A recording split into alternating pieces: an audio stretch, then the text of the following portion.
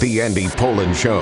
We got to go after this with everything we got, thinking they're going to come with everything they got. I'll start off by saying I'm bored, I'm broke, and I'm back. The Andy Pollin Show on ESPN 630 starts right now. This is not going to mean a whole lot in the sports world, and maybe not to the rest of the world as much as it should. But what Michael Jordan was to basketball, Charles Osgood was to broadcast writing and broadcasting in general. He was an absolute genius when it came to putting words to paper that would be read on the air. There's a big difference between writing for books, for magazines, for newspapers, websites, and writing for broadcast. And some people think it's the same thing. It's not. Oh, boy. It is totally different. The reason that Andy Rooney was at CBS as long as he was is he was a genius at doing that. And Charles Osgood was even better and wrote longer form. The Osgood file, I think, it was generally longer than the pieces that Andy Rooney did at the end of 60 Minutes. But, boy, as someone who has toiled at this for 46 years, most of my career has been spent writing updates, writing features, writing copy, things like that. I take a lot of pride in that, and I think I'm pretty good at it, but I'm not in that league.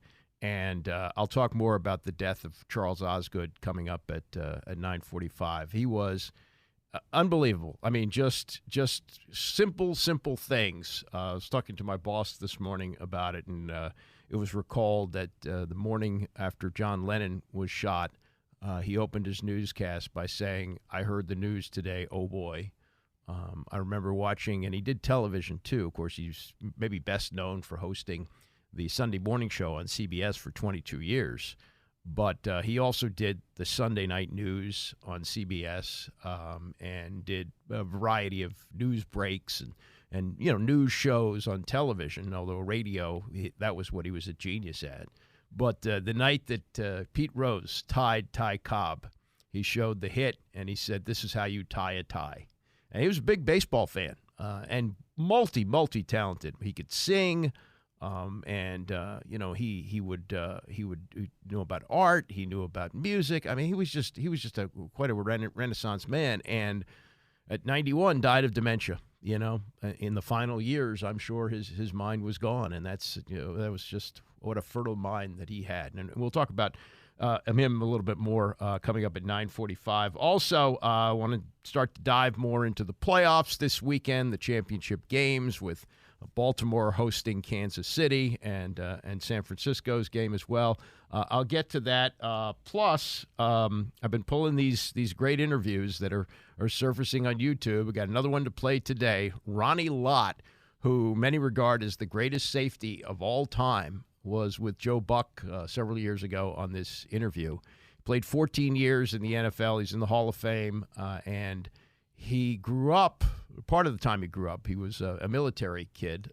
Part of the time his dad was stationed at Andrews Air Force Base, and he grew up a Redskin fan. And if you didn't know why Ronnie Lott wore 42, it's because he was a Charlie Taylor fan. Charlie Taylor wore 42. His number hasn't been officially retired, though it should be. He's also in the Hall of Fame. But Ronnie Lott carried that for the rest of his life. He wore it at USC. He wore it in the pros with the three teams that he played for. I believe he wore it in high school as well. And his connection to D.C. is interesting, though most people think of him as a West Coast guy, having gone to USC and played 10 years for the San Francisco 49ers. But we'll take a look at, or take a listen, I should say, as to what he said to Joe Buck. It's funny, the phrase that Charles Osgood always used at the end of the Sunday morning show was, "I'll see you on the radio." And people said, "Oh, you can't say that. You can't see people on the radio." No, it was just, it just worked. And he had such a great approach for all those years with Sunday morning, and has since passed the torch to Jane Pauley, who's doing well with it as well. All right, let's get into what happened last night here in town. Georgetown playing another Big East game, and they're taking on Butler. We knew it was going to be a rough go of it for Ed Cooley, the coach. He took over a team that Yeah, as much as Patrick Ewing is revered as a player, overall his job as a head coach was terrible. He was here, I think, 5 years, and they had one good week, one really good week where they ran through the Big East tournament. This was during COVID, so no fans in the stands. Ran through the Big East tournament and made the NCAAs. Rest of the time was awful, and he finished up his run as coach of the Hoyas with a 25-game losing streak in the Big East. That's the longest of all time. And they started out 0 for 29 with 4 losses this year. They finally broke that under Ed Cooley with a win over DePaul, but DePaul is an even bigger disaster. They've already fired their coach. And Georgetown's record is now 8-11 and 1-7 in the Big East. But they had been playing better recently. They had a 4-point loss to Seton Hall on January 9th, and the reason they couldn't close that out is they had a bunch of turnovers late in the game. They got to within single digits 5 days later, lost by 13 to defending champion Connecticut on the road. And then last Friday, they came really close to beating Xavier, a ranked team, and lost by only one, 92-91. Last night didn't go that way against Butler. They kept it close for a while, but Butler took the lead with 7:46 left in the first half, and that was it. They go on to win 90-66. Their shooting was excellent from the field. They were 33 of 58. That's 57%. And from three, they only took 16 of them, made 37.5 of them. Georgetown, jacking up three after three after three, shot 26%. I mean, this was like Maryland-like from three, as they were 9 for 34, and even worse, 23 of 66 from the field. Their best player, Jalen Epps, he wound up with 14 points here, I think. Looking at the points here, yeah, I think so. He had a pretty halfway decent game, but other than that, they got just no scoring, and they lost the game 90-66. Now, there's one way that you can get attention for a bad program, and right now Georgetown's a bad program. Hopefully it's going to get better under Ed Cooley, but you can win the press conference. And Cooley, as I said, as soon as he was hired by Georgetown, his introductory press conference was great. It was a virtuoso performance. And last night, after getting his butt kicked and his team playing ugly in a loss to Butler, he did not mince words. This was the opening statement from Ed Cooley after the defeat last night. Clearly, we weren't prepared to play today. Thought we took about 97 steps backwards. I thought we've had 3 really good weeks of preparation with energy, toughness. And for whatever reason, we just didn't have it today. We couldn't guard. We missed shots. We couldn't screen. Credit Butler. Butler came in here. I mean, we're a desperate team. Lost 3 in a row. Lost a couple of tough ones on the road. Played in hostile situations. I appreciate the crowd for coming out and support that. We just weren't ready to play. Clearly, I didn't do a very good job in the preparation of Butler, given it was the second time we played him, right? So got to support our guys. We gave them tomorrow off. We got another road game coming up in a hostile situation. But, we'll put this one behind us. I won't watch one clip of this. And this is part of the process of going through, development, right? But we're not going to sit up here and complain and point fingers. If all the fingers should be pointed at me, all the daggers should be pointed at me. Clearly, I did not do a good job preparing our group for how hungry Butler was to come into our building and play. They beat us at every facet of the game, especially the physical part, and that's the most disappointing to me. That's the most disappointing to me. I can deal with, a loss here or there, but when somebody physically comes in and overwhelms you, right, that's something that we just have to address. Other than that, let's keep building. Let's stay positive with one another, and let's keep moving forward. Hopefully, we collectively can do a better job to try to get our next win. Well, they have to go to Providence, is where he became a legend. He coached there for 12 years, did a hell of a job. He grew up there. A lot of people thought he wouldn't leave, but he left for this job and knew what he was walking into. It's not like he went into this blindly. This program had really bottomed out under Patrick Ewing. It was in decline, in great decline under John Thompson III. People wondered, with John Thompson II still alive at that point, would Georgetown pull the trigger on that? But they did, and they sort of kept it in the family with Patrick Ewing. So this is the first time really since 1972 when Big John took over that they've gone outside the family, and Cooley understood that this was going to be an uphill climb. I don't know if he thought it would be this much of an uphill climb, but he's been around the game a long time, and he knows you have to go through some pain to get good. This is more. This is after that was the warm-up act you just heard. Now here comes the main event as Cooley delivers another big blow. This is the worst we've played all year. I mean, I think this is worse than the game we played at Marquette. We're playing at home. They're playing at home. The energy, the level of respect that I have for our crowd, our supporters, our students, the university, for us to have a piss-poor performance that way, knowing we've been away from this building for a couple of weeks, to come in and have that showing is just disappointing as the coach. And clearly we have some issues defensively. Clearly we have some. It's not like you can, have mid-semester trades and, you're trading players. Our players came here for an opportunity to play, and that's what we'll hold them accountable to. We got to get better. Clearly, our defense is absolutely atrocious right now, and that's on me. And I got to fix it because there's, Pat Ewing and Mutombo, as Tino says, they ain't coming through that door. Yeah, that's a great line. Now you gotta have that in your back pocket, right? Ewing and Mutombo aren't walking through that door, right? You don't have any guys who can block around the basket. It's funny about Ewing. Ewing in the pros was primarily an offensive center. In college, boy, he was an intimidator around the rim, and Mutombo, of course, made his name as a shot blocker. No, and was one of the best of all time when he played in the NBA. Now, that's the defense. How about the offense, Coach? You'll know you start building an incredible team when the ball's not going in and you're getting down to the last 2 or 3 minutes of a game and have a chance to win. That's what are we hanging our hat on right now, right? Great teams hang their hat on toughness, defense, continuity, teamwork. That's called a culture that we're not there yet. Right, so we got frustrated when the ball wasn't going in the basket. So our offensive energy gave us defensive energy at some point, and when it's not going in there, we just didn't look well. Now here was the line of the night from Ed Cooley. They lost the game. They got their butts kicked, 90-66 by Butler. But with this line, it's almost a mic drop. But I got another one of his comments from last night. This was the line of the night about his team's performance against Butler. I can't point to one positive thing Georgetown did today, not one, other than we put on an incredibly nice-looking uniform, and we had a great bus ride over. We had an incredible pregame meal, and everybody's still on scholarship. That's about the only thing we did well today. Uniforms were nice. They were those light blue ones that they used to wear, like ocean blue, really pretty color. The pregame meal was good, and the bus ride was good over from Georgetown to Capital One Arena, but the game obviously was bad.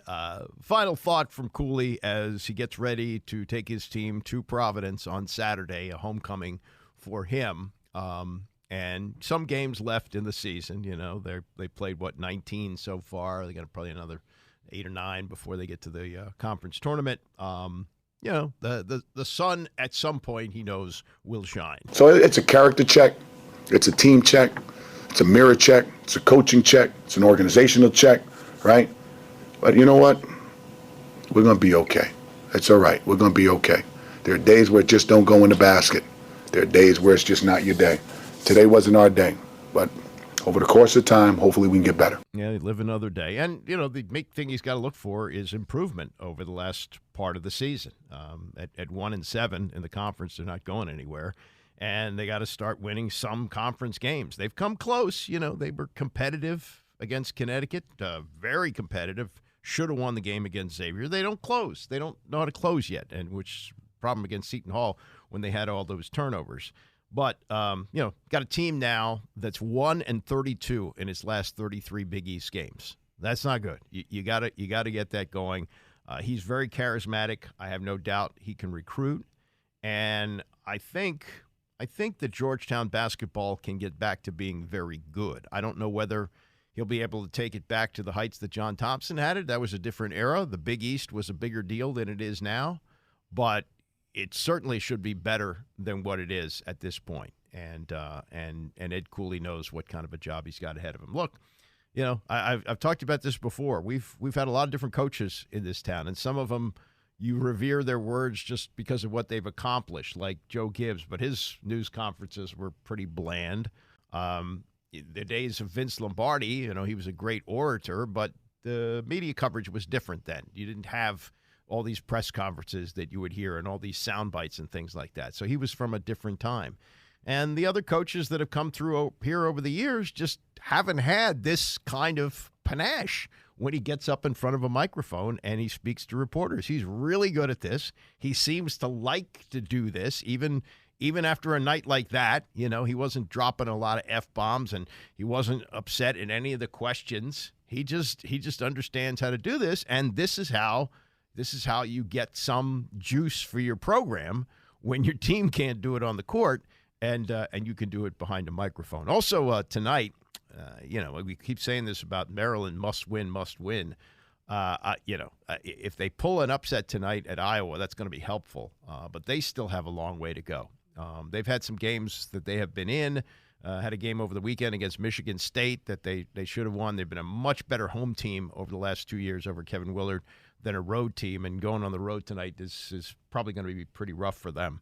But, we're talking about the end of January here, and February is where you have to line up some wins so that if you go into the conference tournament and you're not going to win it, and barring what Georgetown did a few years ago, you're not going to roll through it and win it. You've got to stack up enough wins to be considered a possibility to make the NCAA tournament. And right now, Maryland is way on the outside looking in. A win tonight will help, but it's not going to necessarily put them any great move forward as far as that goes. All right, we'll get to this Baltimore-Kansas City game. Dan Orlovsky, who watches a lot of tape, he says he watches the tape of every game that's played.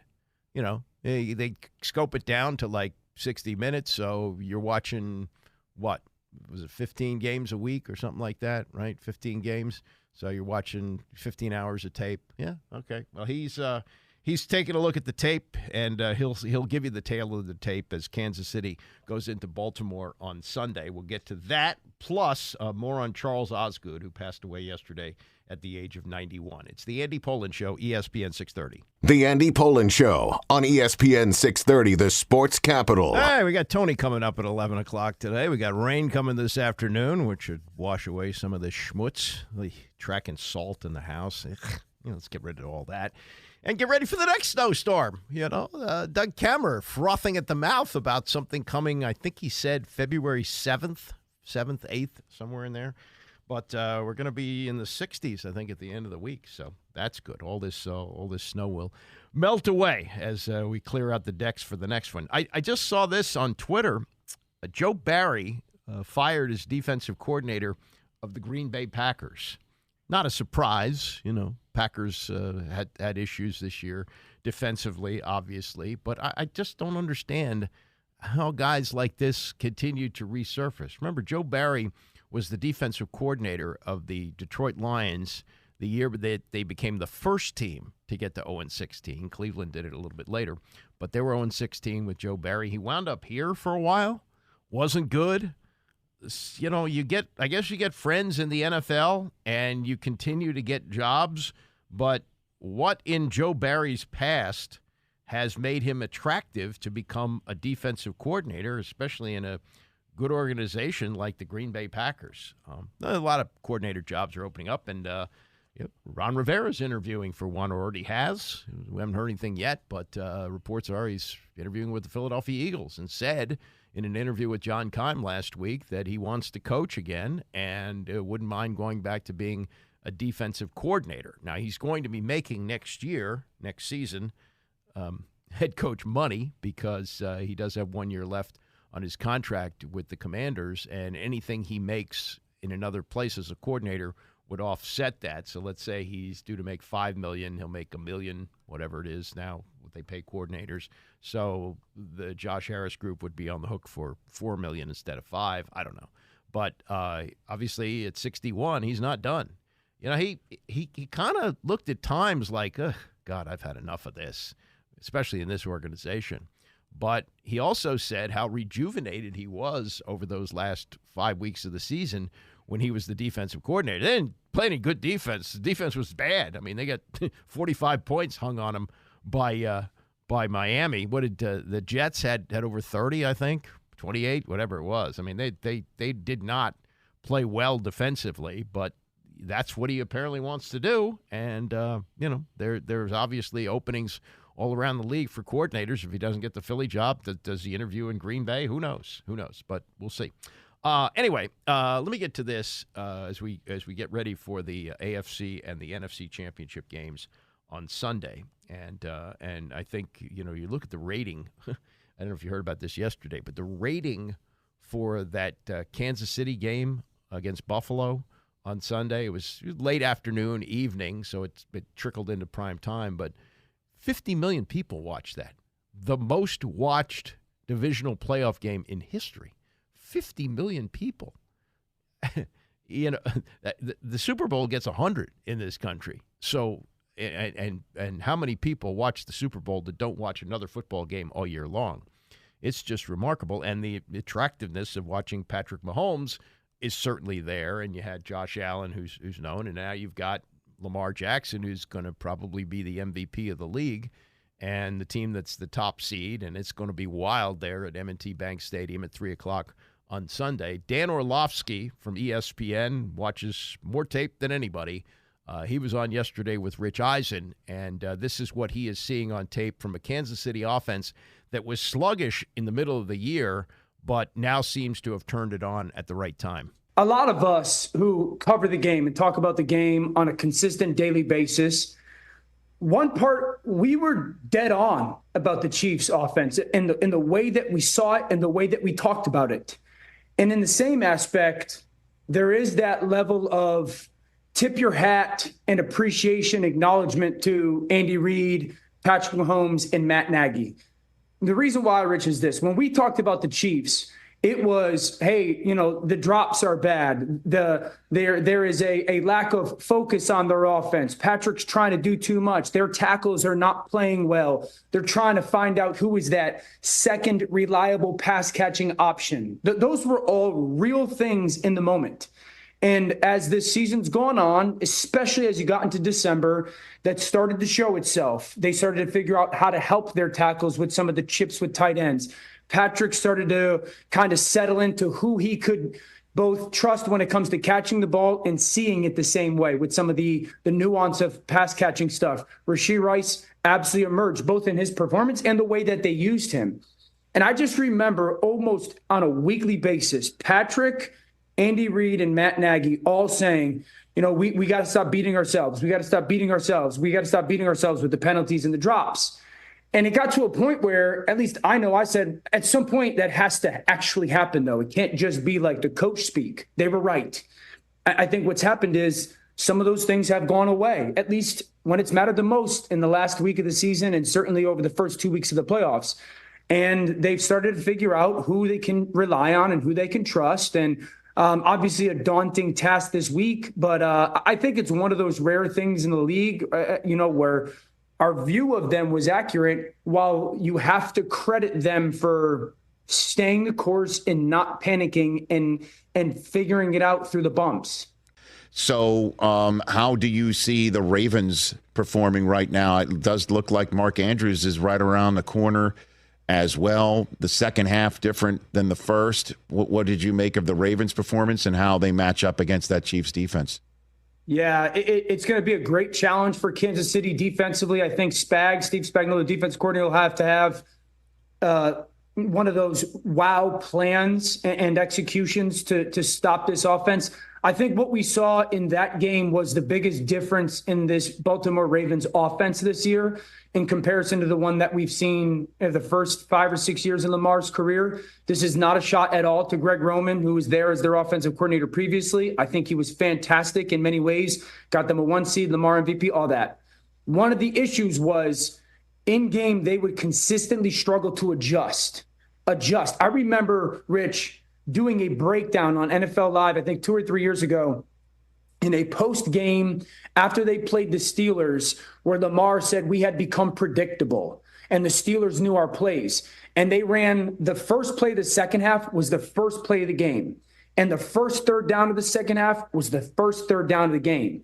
If you go watch the Houston game, the halftime adjustment that their new offensive coordinator, Todd Monken, made was awesome. Simply put, Houston was playing a lot of what we call match coverage, which is like zone defense until a person on the offense gets in your area, and then you match them like it's man-to-man. And he said, okay, if you're going to keep doing that, what we're going to do is create design quarterback runs for Lamar, or we're going to create kind of rub or mesh concepts to flood an area and give you too many people to cover. That didn't happen in the past. And I think you sit back and you sit there and go, that's exactly what was the needed change for this offense. I love Kansas City. I think the story is awesome. I think the resurrection of Matt Nagy as their play caller post Chicago has been really impactful. Andy Reid's awesome.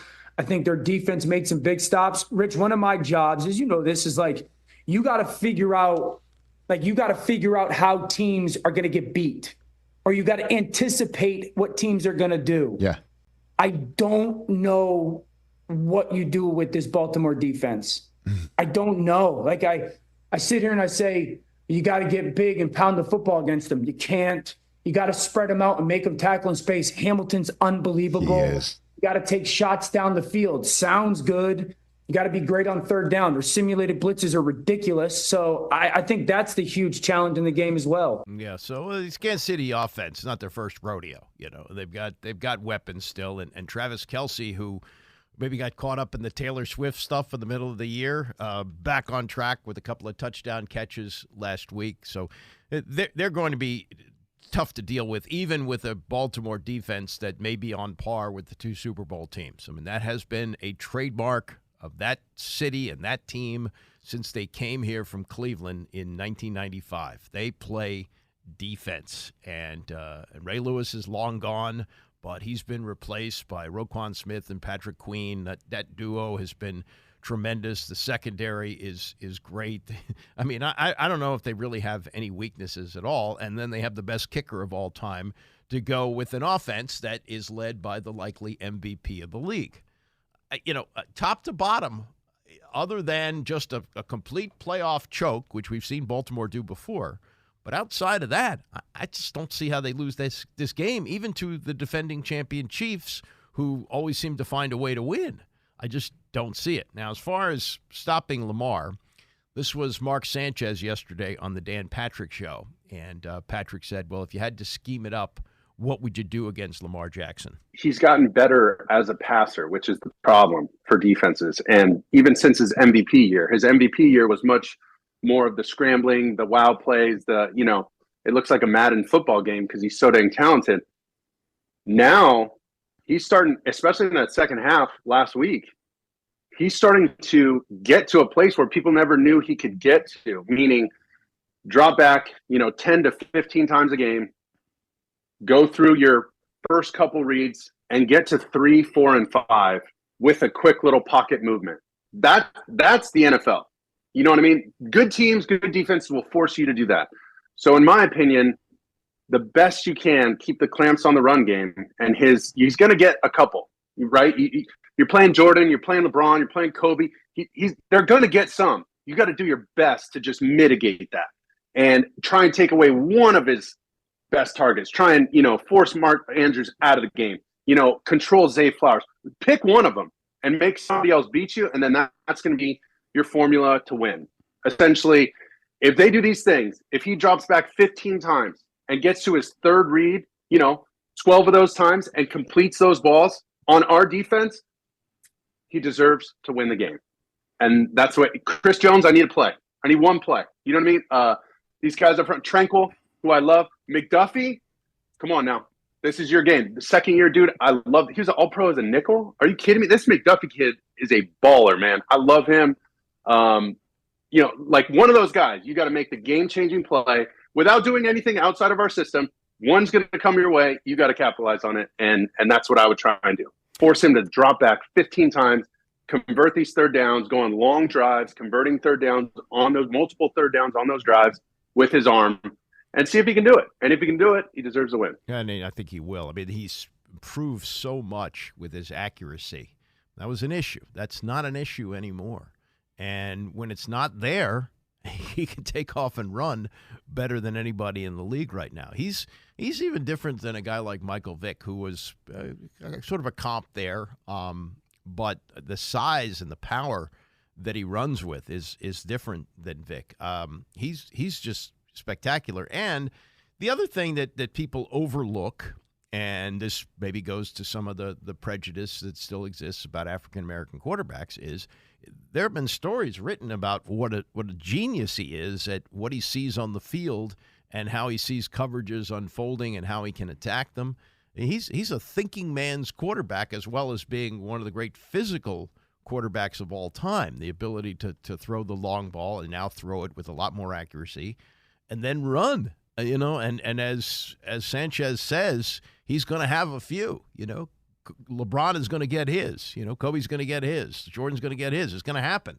And he's going to break off a few of those runs. And with that defense, if they can hold Kansas City to under 20 points, I just don't see any way that Baltimore loses this game. I've rarely looked at a game like this and said, it's no way. I mean, you got to go back to, some of the teams like it was really different in terms of parity in years past. We think about the good old days and so forth.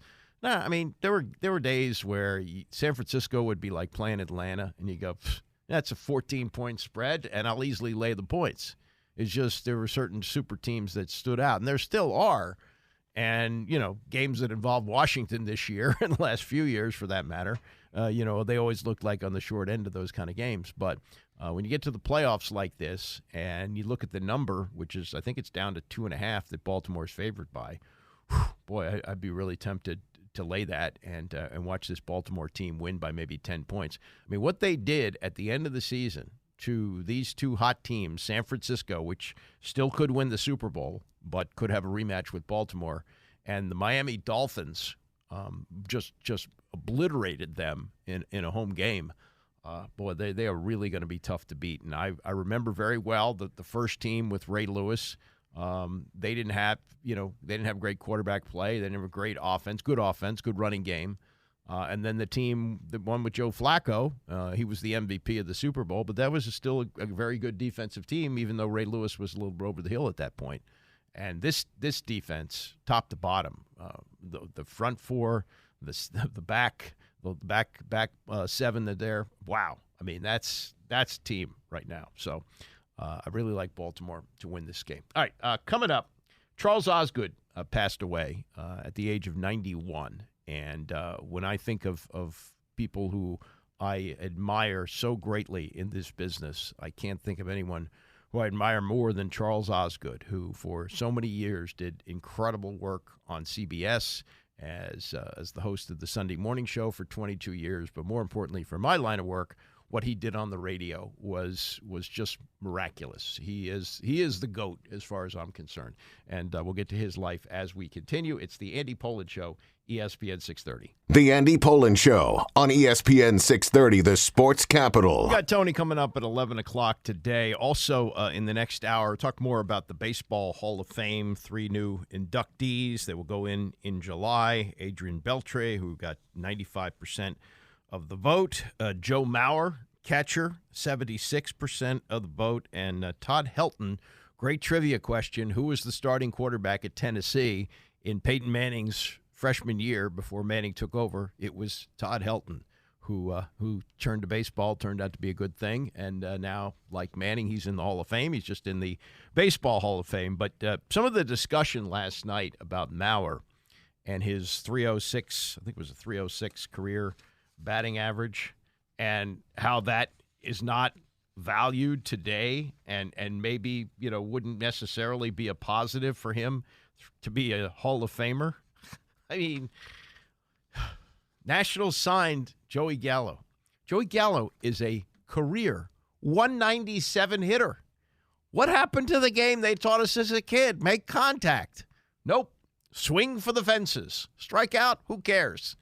Wow, it's a totally different game than what I grew up with, but it is what it is.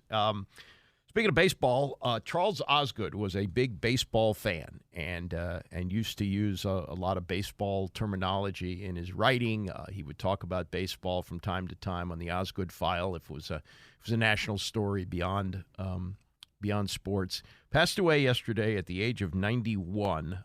He had retired from the show Sunday Morning in 2016. Did it for 22 years. Took it over for Charles Kuralt, who started the show in 1979, and then after he passed away, it was taken over by Osgood, and it was a perfect, seamless transition. I mean, they were both just perfect for that role, and he just passed the torch to now Jane Pauley, who does an excellent job with the show as well.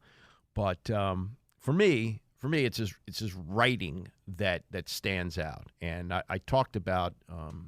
Guys that I think now are terrific writers. One of them is Scott Van Pelt, who I think, when you write for your own voice, it's a lot harder than you might think. And, when in the later years of Andy Rooney at CBS, and he had done some things, said some things that angered some people, and they were kind of looking to make a transition out of him.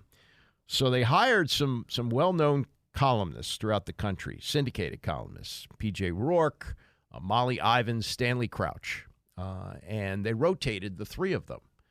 And while they were all accomplished writers for print, they were terrible at writing for broadcast. And that's what the difference is. You got to write for the ear, and nobody, in my mind, did that like Charles Osgood. And his background, how he got there, is really, I think, something that is important to understand, especially if you're interested in going into this business. And he talked about how he got to where he got to. He went to Fordham University, but studied economics. And he said that his voice was lighter, his approach more conventional, a style he attributed to his having avoided the journalism machine when he was young. He said, I never took a journalism course or worked for a newspaper or a news department of a broadcast operation. Whatever is unique or different in my style would probably have been drummed out of me in journalism school on the first day. And I talked to kids, especially when my kids were graduating high school and picking colleges, about interest in going into this business. And in some cases, they would say, well, this school doesn't have a journalism program. So that's okay. The most important thing is to learn how to write and learn how to write for your voice. And if you're going to be in any kind of broadcasting, I think that's the most important thing you learn first. And he didn't have any conventional way of doing it because he'd learned it on his own. And he said, actually, when he graduated from Fordham, he had spent more time at the radio station, the campus radio station, which I could certainly relate to. That's where I cut my teeth at American University's station, that it seemed like a natural transition for that. He graduated in 1954 with a degree in economics and then got a job at WGMS doing classical music, WGMS right here in Washington. And realizing that he might be drafted, this is, I guess, right after the Korean War. The Korean War, I guess, is still going on. He applied to become an announcer for the U.S. Army Band at Fort Myer in Arlington, had that job from 1955 to 1958. Also moonlighted under assumed names at several stations in the Washington area. You probably could get away with that in those days, that you could go on another station with a different name. And top 40 listeners knew him as Chuck Forrest and also Carl Walden, which was kind of a takeoff on Henry David Thoreau. The pseudonyms were plays on his real name, which he had used on WGMS. He briefly broadcast to an audience of one. After President Dwight Eisenhower had a heart attack in 1955, Osgood was recruited to be the president's personal disc jockey. I was put into a studio with a stack of records that had been chosen as his favorites, and I spent most of the day playing records for Eisenhower. Now, that's some real power.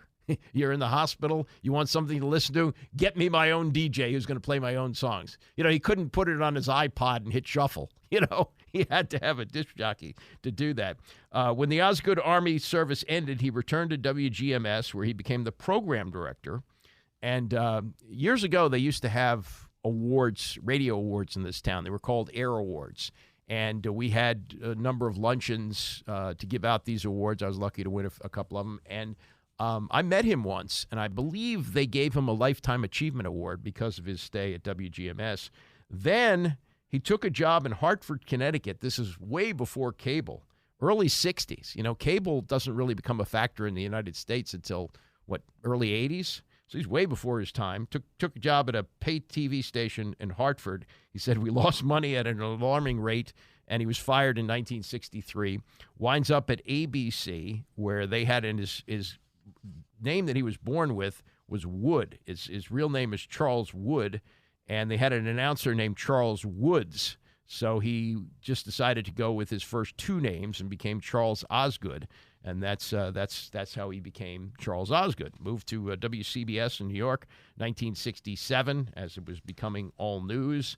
Joined CBS News 4 years later, anchoring hourly radio newscasts in the morning. He also appeared on television, covered the Democratic National Convention, 1972.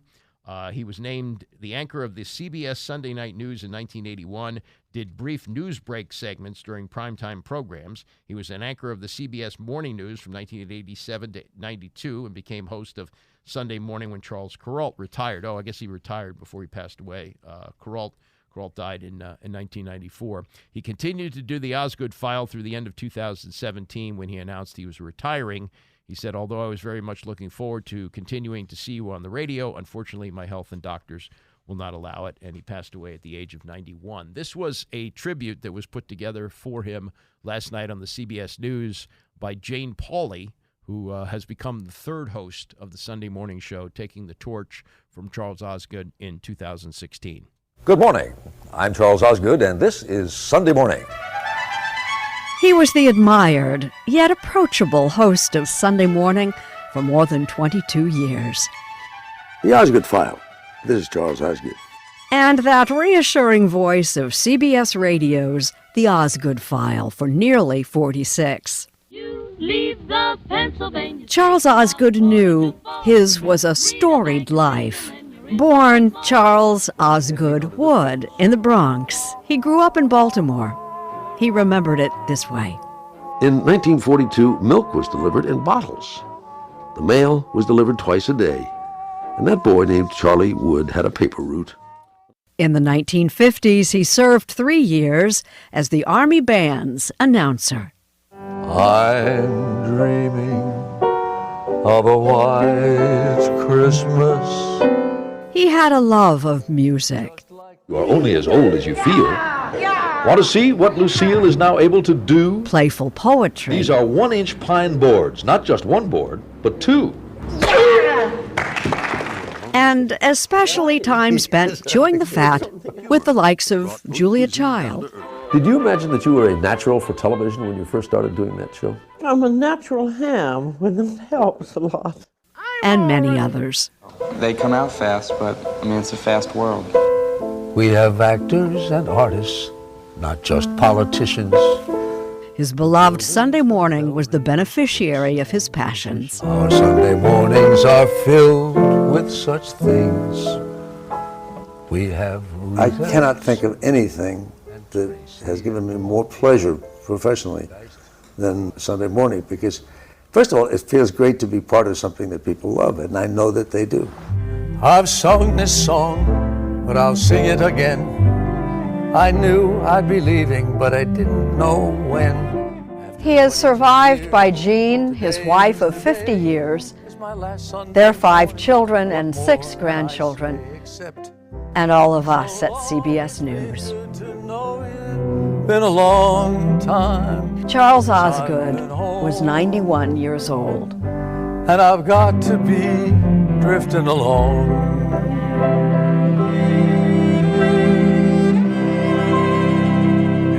Sure, they're going to devote a good portion of the show this week to Charles Osgood, who did it again for 22 years and did it so well, but known for so many other things in his life. And for me, the greatest broadcast writer who ever lived. He was something else. And every time I would hear the Osgood File or some piece that he had written for television, I would say, God, if I could just approach that, I would be happy. And man, what a loss. Died at 91 of dementia. Had been off radio and television now for 7 years, right? Since 2000.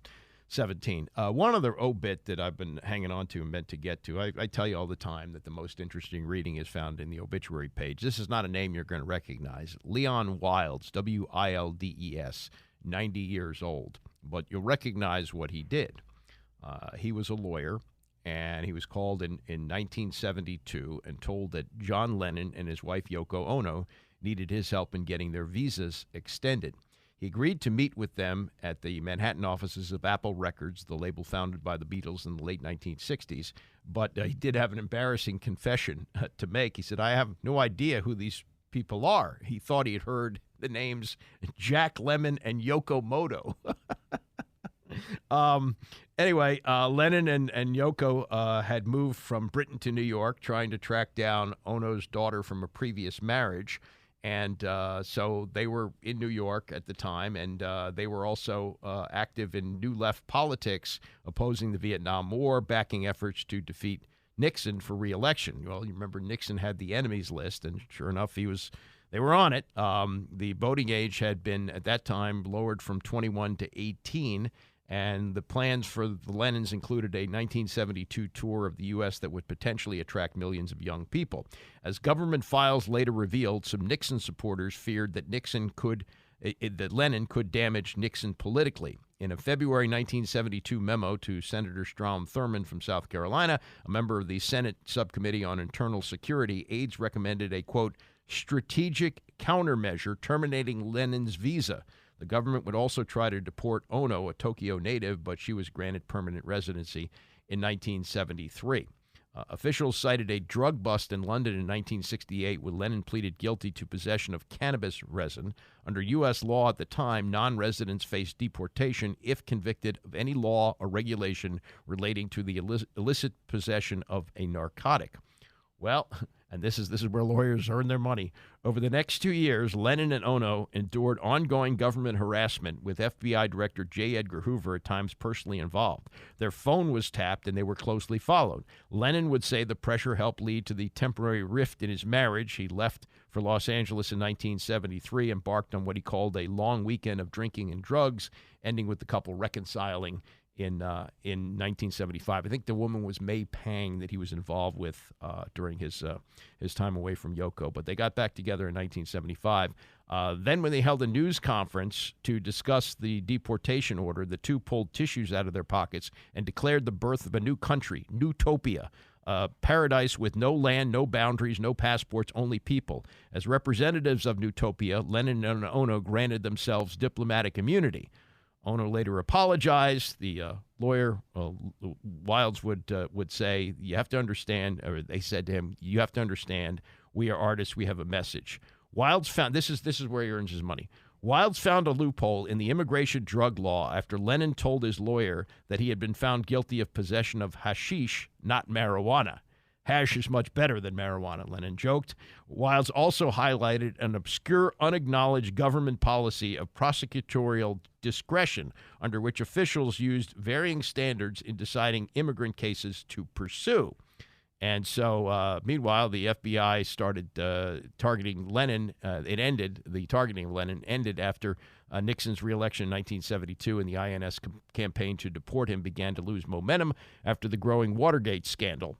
And on October 7th of 1975, a federal appeals court judge in New York reversed the deportation order, citing the government's secret political grounds. 2 days later, on Lennon's 35th birthday, Yoko gave birth to their son, Sean. For a final hearing in July of 1976, Mr. Wildes brought in writer Norman Mailer and actress Gloria Swanson, among others, to testify on Lennon's behalf, and the INS granted the musician his green card. It's great to be legal again, Lennon said after the hearing. And Wildes, who was a fan of classical music, became a Beatles fan. He said he spoke at Beatles festivals 3 times, and he said every time after I spoke, dozens of people came up, shook my hand, and thanked me for what I had done for John Lennon. And I learned from these wonderful people that it's really something to marvel about and to enjoy this beautiful music of the Beatles. I learned a lot about this kind of music, and now I favor it as well. That's an old person thing to say, favor it. But rest in peace, Leon Wildes, who played a big role in making sure that John Lennon was not deported, and nobody wanted to see that. At least nobody my age wanted to see that. All right, coming up, we will get to more on the NFL and the coach search that continues for the Commanders, plus the Ronnie Lott conversation with Joe Buck. We'll get to the highlights of that as well. It's the Andy Pollin Show, ESPN 630. We start every day at 9, and now we go to 11 o'clock. So every day it's a 2-hour show from 9 to 11. Tony comes up at 11 o'clock at least 3 days a week. And the days that he's out, Mike Callow fills in as I transition in life. And very happy to do that, and happy that the station has been cooperative with that. And I look forward to as many more years as they're going to have me here, because I really enjoy this little morning get-together every day. And if it doesn't fit your schedule in the morning, maybe you're listening in the evening on the podcast, the ESPN630dc.com, whatever it is. Enjoy still yakking on the radio after all these years. And got some stuff to yak about this hour, including the coaching search for the Commanders. The latest is that Pete Carroll is reportedly pushing for the Chargers job. Now, Mike Vrabel is still out there. That's inexplicable. He did a great job at Tennessee. Doesn't seem to be mentioned for jobs that are out there. And the Chargers job seems to be going to Jim Harbaugh. But Harbaugh's kind of an odd duck, and he's got the leverage of the Michigan job, so maybe he's playing one against the other as he gets his contract done, because Michigan would like to have him back for reportedly about $12 million a year, and they've even got some language in there which makes him immune from just about anything. You know, he could be suspended by the NCAA, but won't hurt his money, and he won't be charged with anything. Yeah, it's a wild west in college football, so he may want to go back there. But Pete Carroll, 72, Kenahura, God bless him. Still out there, still got the fire, still would like to have a job. Loves California, coached at USC for a long time, and I wouldn't think it would be a bad idea with Justin Herbert, who has yet to take that next big step. We know he's a great quarterback and he's got the great money, but he hasn't won anything yet. And Pete Carroll, he won with Russell Wilson, who maybe at that particular time was an elite quarterback. He's not anymore. And maybe he would be the one to make Justin Herbert into a winner. We'll see. But does not appear that that's their first choice. Does appear that Jim Harbaugh is their first choice, and that's a good one too. And he's no spring chicken. He's 60 years old. But you might get 4 good years out of him, which is generally how long he stays. He's not a 10-year guy, but he does appear to be the front runner for the job.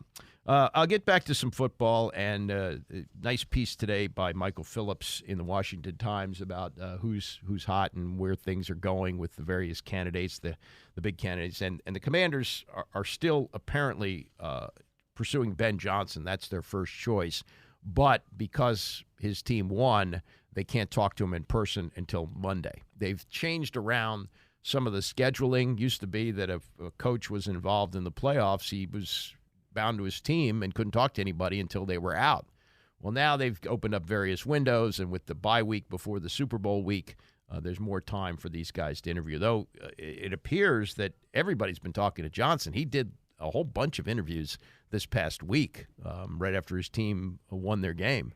He's the hot guy right now. We'll get to that. But let me spend a minute here on some basketball stuff. The Wizards are playing the Minnesota Timberwolves tonight. Timberwolves, good team. They're tied for the second best record in the NBA at 30-13, and the Wizards are the second worst team at 7-35, and they are the worst team defensively. And they got Karl Anthony Towns coming to town off his 62-point performance in a 128-125 loss to the Charlotte Hornets, who stink. They're a 9-win team, and they blew an 18-point lead in that game on Monday night at home. And the league has now come out, and they have said, well, we looked at the tape, and we found 10 incorrect calls over the last 2 minutes of the game. This is a thing that started with the NBA 5-6 years ago for transparency, where they would give the officials a report to see what calls were correct and which were not. So you got 10 over the last 2 minutes of the game. 3 of the incorrect calls favored Minnesota. 6 favored Charlotte, which won the game, including a missed shooting foul that would have given Karl Anthony Towns a chance to give the Timberwolves a lead with less than 5 seconds to go. One foul against the Hornets was assigned to the incorrect player, Brandon Miller, instead of P.J. Washington. In all, the Hornets should have been whistled for 2 shooting fouls, 2 travels for a double dribble, a loose ball, and a personal foul. The Wolves got away with shooting 2 fouls as well as an offensive foul in the final possession of the game. And the most egregious one is Towns driving to the basket with 4.5 seconds left. Minnesota down 1, and his arm is hit by Leaky Black on a layup attempt, and it went uncalled. So that should have been called. And perhaps it would have been a whole lot less embarrassing to have Karl Anthony Towns score 62 and his team lose, and his coach clearly fed up Chris Finch saying this to the media. It was an absolute disgusting performance of defense and immature basketball all the way through the game. So it really didn't slip away. It had been there from the jump. So this is what happens when you have this type of approach. It's interesting because, Chris Finch, if he walked into most rooms and said, "Hi, I'm Chris Finch," nobody would know who the hell he is. And he's got a good team, and he's got a star in Karl Anthony Towns. And in the NBA, you don't want to piss off your star, because what happens is what happens to the Milwaukee Bucks, where they fired Adrian Griffin. They have the same record as the Timberwolves. They're 30-13, and he gets fired after 43 games on the job. It's his first year. He got fired. Now, clearly, it's one of the stars doesn't like him, Antetokounmpo or maybe Damian Lillard, who they got before the season, but he's out, and Doc Rivers is in, and Doc Rivers off TV. We spent a few months on TV after getting fired by Josh Harris and the Philadelphia 76ers last year. Now he's going back to the NBA to, I guess, to quell the superstars there.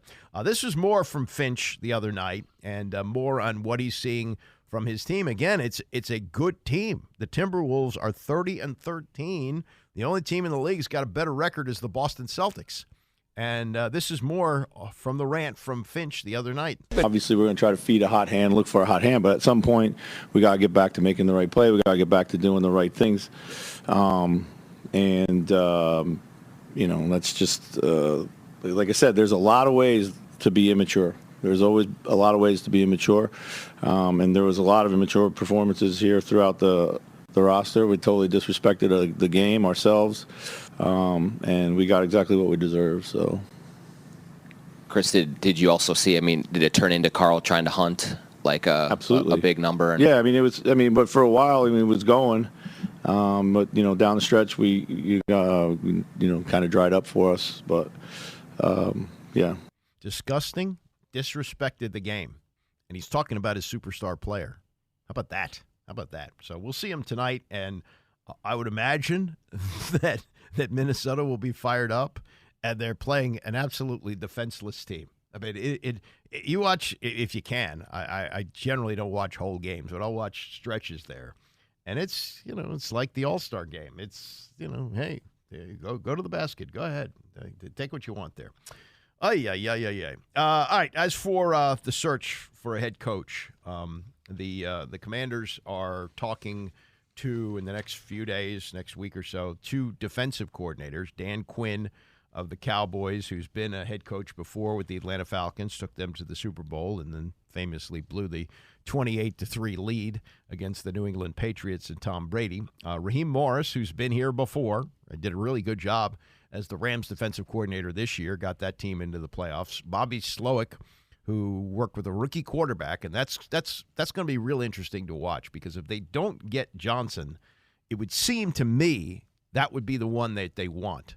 They want somebody who did great work with a rookie quarterback this year in C.J. Stroud, with whoever they're going to get, whether it's Drake May or whether they move up to get Caleb Williams or Jaden Daniels, the Heisman Trophy winner.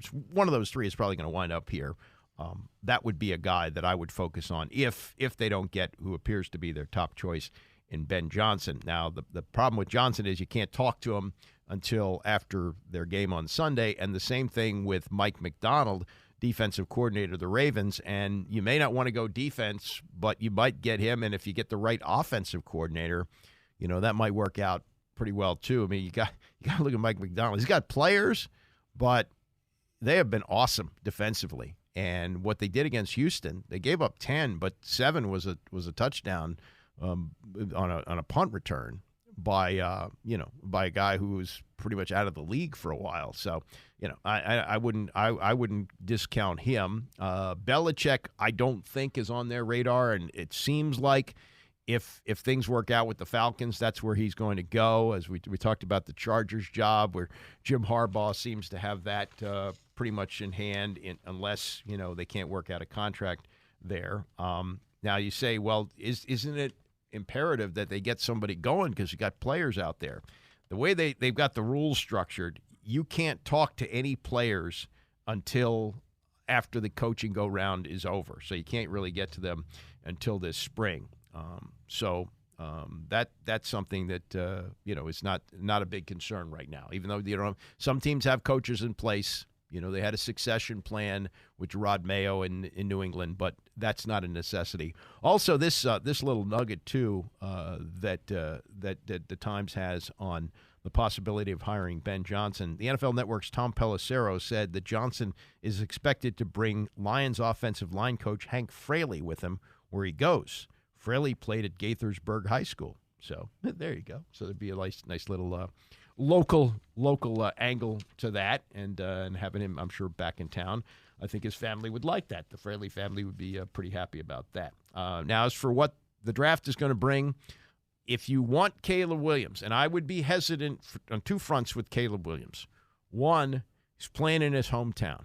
I don't think that's a great thing. I think there are just too many people to distract you, too many people you've known through your life, playing in your hometown, that they're bothering you with things all the time. The other thing is the dad. The dad influence, I think, was really a problem with RG3 and to some extent with Dwayne Haskins. The dad was definitely involved with Griffin. The reports are that they sat together after Griffin didn't play against Cleveland in his rookie year, and they saw Kirk Cousins play, and it didn't use the pistol, and they came up with the theory that Mike Shanahan was trying to sabotage RG3's career so that Cousins could play, and the dad was giving interviews like, show me a running quarterback and I'll show you a loser. And obviously in today's game, outside of Brock Purdy, and maybe Jared Goff, but certainly the two favorites, two of the quarterbacks in this game that we'll see on Sunday in Baltimore, they can run. So there's that. So the dad influence is bad, and then Dwayne Haskins, tragedy, but the father was involved too. They were going to form a company called Haskins and Haskins, and had that work out. Not good at all. So that's why I'd be hesitant to get Caleb Williams here, but. The people who follow the draft and who follow college talent are telling you this is a generational guy. It's like when Andrew Luck and RG3 came out, most of the draft experts said, well, you really can't go wrong. RG3 can be a great player, and he was for a year. Andrew Luck, they said, was a generational player, and that seems to be the case with Caleb Williams. This is Dan Orlovsky from ESPN. Talking yesterday with Rich Eisen as to what he sees with the Chicago Bears and what they might do with the number 1 pick and whether or not they'll use it on Caleb Williams. The hiring of Shane Waldron as the offensive coordinator in Chicago, does that inform you in any way of where they're leaning about their quarterback decision to stick with Justin Fields and flip the number 1 overall pick, or maybe even cash it in for Marvin Harrison Jr. potentially, or you think this means Caleb? What do you think? Yeah, I still think that they're going to end up drafting Caleb Williams. I go back to Ryan Poles, their general manager, end of the season press conference when he said, I think Justin developed a lot, and I think Justin can lead us. But whenever he said but, I was like, oh, it's done. And right. I think that's the mind was made up. I think Caleb's got a chance to be a super, super talented young player. I think Waldron's signing is twofold that I like. Excuse me, Rich. Number 1, he was in LA when Sean was there developing Jared. When he was a younger player, he watched Sean develop him and Zach Taylor develop him, Matt LaFleur develop him. So I do think there's value in that. And then also he comes from a little bit of the Shanahan tree. Harbaugh coined that, the McVay-Shanahan tree. I think nowadays in the NFL, man, like if your play caller doesn't have a background in multiple personnel groupings, multiple formation groupings, motion and play action pass is the foundation of their offense, I think it's really hard to consistently be good. And I think it's going to be very, very difficult for the Bears to pass up Caleb Williams, partly because of contract situations. You know, you start the clock over with a rookie quarterback, and a rookie quarterback on a deal that's now capped for rookies. It's a lot different than it was years ago. You know, like Matt Stafford, I think, got the highest amount. It was like over $50 million in a contract, and they changed it after that, and they have a cap on it. So the bust pain is a little bit less if the guy doesn't work out. It doesn't cost you as much money, and it also doesn't chew up a lot of your salary cap on rookie, even if you take them number one. So starting the clock over with the Bears probably is the way to go, and if this guy is a generational talent, then you got something. But you've also heard, a couple of things from the dad, which are a little disturbing. He hasn't come out and denied it. So these are quotes that he supposedly said to somebody, that he wants a piece of the team for anybody that drafts Caleb Williams. And there's also been a report that they wanted assurances. Now, they were probably playing chicken with this, because the numbers will tell you, even with the massive NIL deal that Caleb Williams had at USC and a luxury apartment in Beverly Hills or wherever it was, that there's still the money is so much bigger in the NFL, and you want to start the clock on that as soon as you can. So there really wasn't much chance that he was going back to USC, but the Bears might be hesitant about that if, in fact, that's true, that they don't want to play in Chicago. They want to play someplace else. I don't know whether they want to play here. I don't think they want to play. Well, Carolina has already traded the pick away.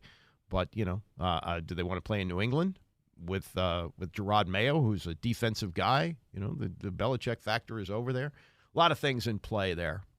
As far as him coming here, I think the Bears would be hesitant to trade the pick. I think the likelihood is they're just going to go right ahead and draft Caleb Williams, trade away Justin Fields, and see what happens. Justin Fields has been mentioned in Atlanta, which is where he's from. Might work out from there. You may remember this. This goes back over 40 years ago. But when John Elway was coming out of Stanford, his father didn't want him to play for the Baltimore Colts. And the reason was because the Colts coach was Frank Kush. And Elway's dad, who had coached, I forget the name, was it San Jose State? Might have been. He had coached against Kush when Kush was at Arizona State. And he knew about him, and he didn't want his son to play for him. And so they made up some cockamamie thing about he didn't want to play in the cold. Well, he wound up in Denver. But the Colts blinked. He was able to use some leverage from baseball. He signed with the Yankees and was playing for their farm team. But the word was that Elway was not a major league player. He's great college quarterback and was going to be a great NFL quarterback in the Hall of Fame. But really, he was never going to play baseball. And sure enough, Bob Irsay, Jim Irsay's father, blinked, and he traded him to the Denver Broncos for a bag of bones, and the rest is history. I think the Bears, seeing that, would probably do the same thing with Caleb Williams. He may not want to play there, but eventually they'll come to a deal, and he'll play there. And he's limited in his negotiating power because of the salary cap for rookies. So I think that's what's ultimately going to happen. And as far as, what winds up here, we heard yesterday, I played some of this audio, that Randy Mueller, former GM in the league, does not like Drake May. And also Mel Kiper Jr. on his first big board has the Commanders drafting Jaden Daniels out of LSU and then seeing Drake May fall to number 3. So we shall see. We'll see what happens. Drake May be going to New England. And Jaden Daniels, he may translate into the next Lamar Jackson or, the next Patrick Mahomes. Who knows? You never know. All right, Tony's coming up next. I will see you back here tomorrow with our show, which will start at 9 a.m., and I will see you then.